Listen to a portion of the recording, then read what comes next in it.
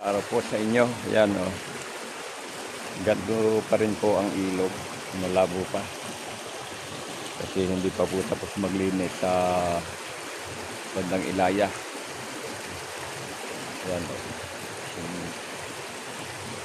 Pinapatagas diyan ng mga burak na galing sa Kailayahan.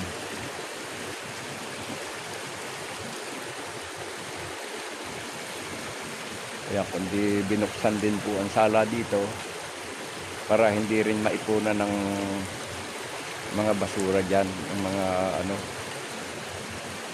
yung burak. Yan, pagka nakatapos na maglinis doon, saka naman lilinisin uli yan.